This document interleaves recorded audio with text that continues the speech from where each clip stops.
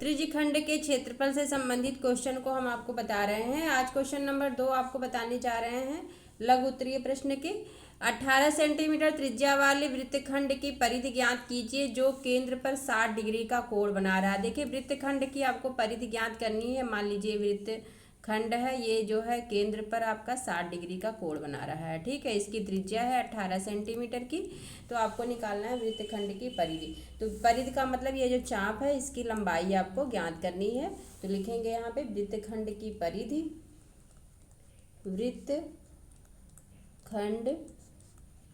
की परिधि बराबर, वृत्तखंड की परिधि बराबर होती है यल बराबर आपका होगा थीटा अपान 360 गुणे 2πr। ठीक है, यही होता है। आर बराबर आपको दिया हुआ है, थीटा बराबर है 60 डिग्री, तो यहाँ पे 60 रख लेंगे थीटा बराबर, और यहाँ पे बटे 360 और गुणे 2 गुणे पाई, और आर आपको दिया हुआ है 18 सेंटीमीटर। ठीक है, देखिए यहाँ पे 6 छवा के 36, 0 से 0 कट जाएगा, यहाँ पे 6 तियाँ 18। ठीक है, तो यहाँ पे आ जाएगा आंसर 2 तियाँ 6 पाई, यानी कि त्रिज्य वृत्तखंड के परिधि की जो लंबाई है वो कितनी आ गई, 6 पाई आ गई। चलिए नेक्स्ट क्वेश्चन देखते हैं। नेक्स्ट क्वेश्चन है, त्रिज्या 24 सेंटीमीटर वाले वृत्त का एक चाप केंद्र पर 120 अंश का कोण अंतरित करता है। तो चाप की लंबाई ज्ञात कीजिए और चाप द्वारा बनाए गए त्रिज्यखंड का क्षेत्रफल ज्ञात कीजिए। ठीक है, तो आपसे ये पूछा जा रहा है। तो पहले देखिए एक त्रिज्यखंड है जो केंद्र पर जो है 120 अंश का कोण बना रहा है। मान लीजिए त्रिज्यखंड है 120 अंश का कोण बना रहा है, इसकी त्रिज्या है 24 सेंटीमीटर की।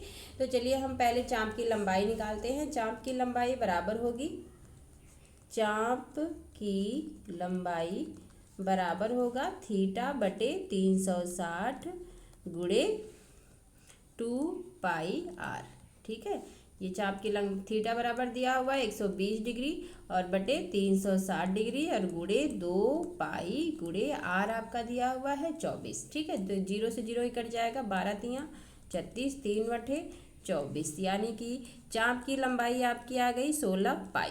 ठीक है, अब आपको निकालना है चाप द्वारा बनाए गए त्रिज्यखंड का क्षेत्रफल। तो त्रिज्यखंड का क्षेत्रफल होता है चाप के लंबाई के पदों में, चाप की लंबाई के पदों में त्रिज्यखंड का क्षेत्रफल, त्रिज्यखंड का क्षेत्रफल बराबर होता है 1/2 RL। ठीक है, RL होता है 1/2 RL।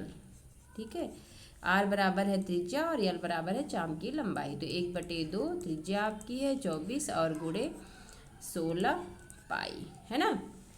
तो 12 यहाँ पे 12 गुणे 16 गुणे यहाँ पे आप 22/7 रख लीजिए वैल्यू इसकी, है ना,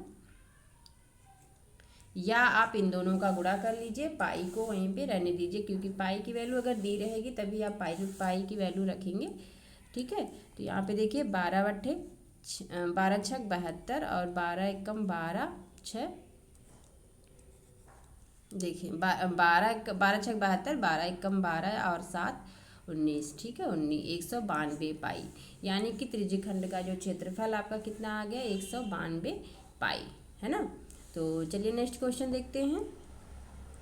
नेक्स्ट क्वेश्चन है आपके सामने, 6 सेंटीमीटर त्रिज्या वाले वृत्त के त्रिज्यखंड का क्षेत्रफल ज्ञात कीजिए जो जिसका कोण 120 अंश है। ठीक है, त्रिज्या बराबर दिया हुआ है, आर बराबर है कितना 6 सेंटीमीटर, है ना, और थीटा बराबर दिया हुआ है 120 डिग्री। तो आपको निकालना है त्रिज्यखंड का क्षेत्रफल। तो आप फार्मूला से निकाल सकते हैं इसको। त्रिज्यखंड का क्षेत्रफल बराबर होता है थीटा बटे, त्रिज्यखंड का क्षेत्रफल बराबर होता है थीटा बटे 360 गुणे πr², है ना।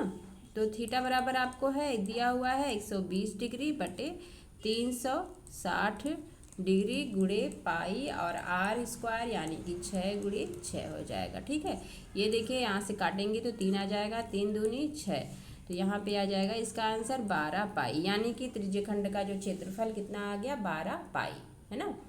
चलिए नेक्स्ट क्वेश्चन देखते हैं। नेक्स्ट क्वेश्चन नंबर 5 है। 5.2 सेंटीमीटर त्रिज्या के एक वृत्त किसी त्रिज्यखंड का परिमाप, वृत्त के किसी त्रिज्यखंड का परिमाप। देखिए 5.2 सेंटीमीटर त्रिज्या का एक वृत्त है, इसका एक त्रिज्यखंड है जिसका परिमाप दिया हुआ है 16.4 सेंटीमीटर। तो त्रिज्यखंड का क्षेत्रफल आपको ज्ञात करना है। अगर देखिए यहाँ पे ये अगर मान लीजिए वृत्त है आपका, ठीक है, ये देखिए ये वृत्त है अगर आपका, तो वृत्त का एक त्रिज्यखंड है ना, मान लीजिए ये त्रिज्यखंड है जिसका जो परिमाप मतलब बाहरी माप, यानी कि अगर ये त्रिज्या देखिए 5.2, ये भी 5.2 है और ये आपका एल, ये तीनों को मिला के जो चाप, मान लीजिए ये ए है, ये बी है और ये पॉइंट ओ है, तो ए बी ओ का जो परिमाप है O A plus O B plus A B बराबर दिया हुआ है 16.4 सेंटीमीटर। ठीक है, तो देखिए आप उसका मान रख लीजिए, लिखेंगे यहाँ पे दिया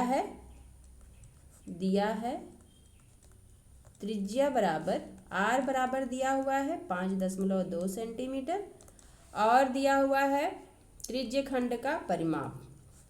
ठीक है, दिया हुआ है त्रिज्यखंड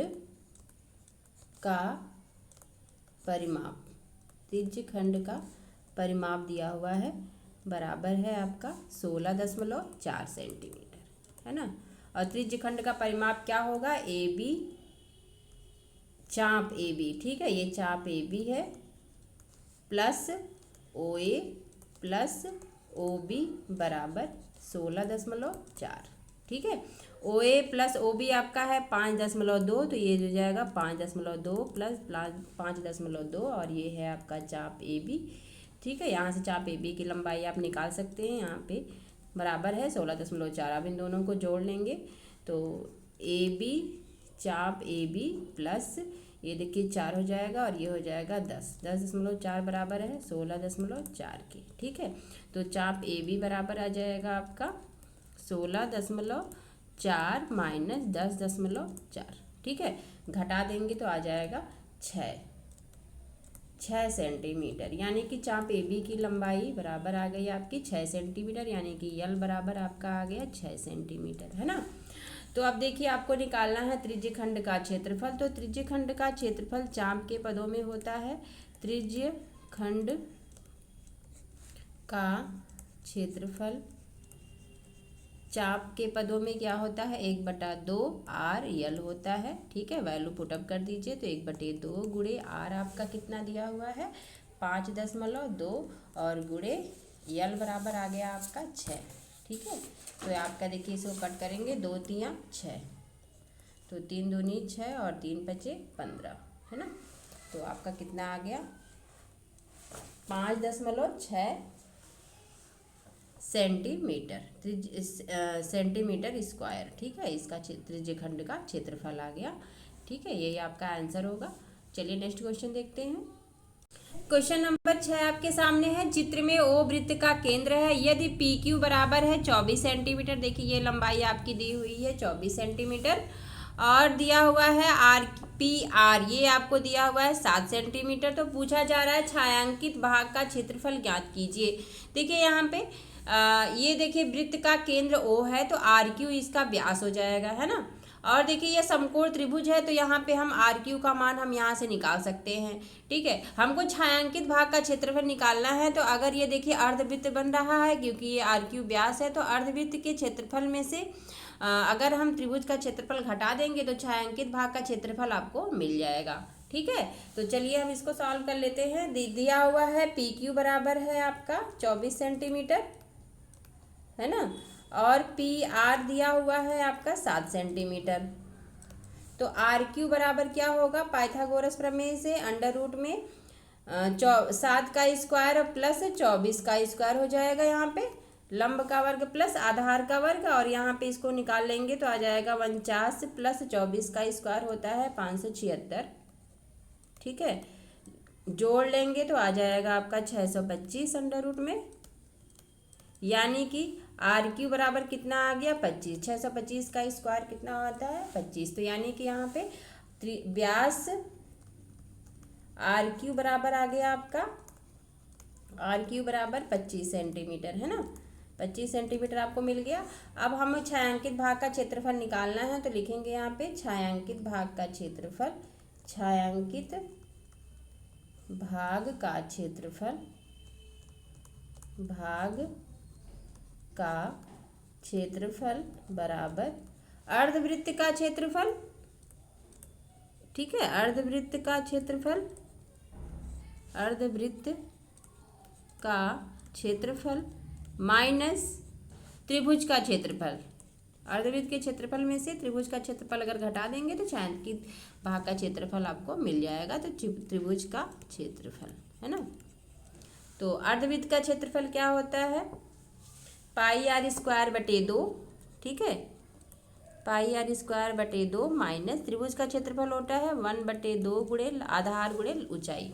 तो यहाँ पे आधार गुणे ऊंचाई, ठीक है, ऊंचाई मतलब हाइट इसकी हो जाएगी।